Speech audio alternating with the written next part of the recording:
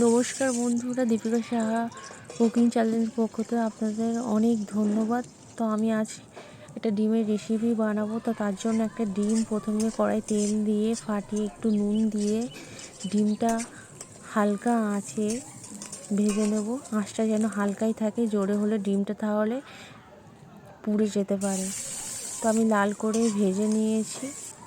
তো এবার কড়াই একটু তেল দিয়ে তাতে একটা পেঁয়াজ কুচি করে দেব, তারপরে দুটো কাঁচা লঙ্কা কুচি দেব, তারপর কয়েকটা মটরশুঁটি ছাড়িয়ে দিয়ে দেবো। মটরশুঁটিগুলো অবশ্যই ঢাকা দিয়ে ভাজবেন, নাহলে মটরশুঁটিগুলো ছিটকে ছিটকে চারদিকে পড়বে। তো তারপরে একটা টমেটো কাটা দিয়ে দেবো এবং 1 চামচ আদা রসুন বাটা দিয়ে হালকা করে ভাজবো, যাতে আদা রসুনের গন্ধটা চলে যায়। তো এবার কড়াই 1 চামচ হলুদ গুঁড়ো ও 1 চামচ লঙ্কার গুঁড়ো দিয়ে হালকা আঁচে কষতে থাকবো।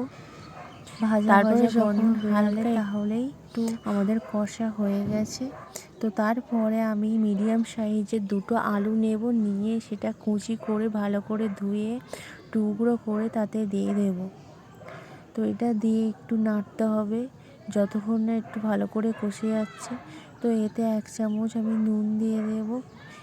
আপনারা আপনাদের পরিমাণ মতো দেবেন, যতটা নুন লাগবে ততটাই দেবেন।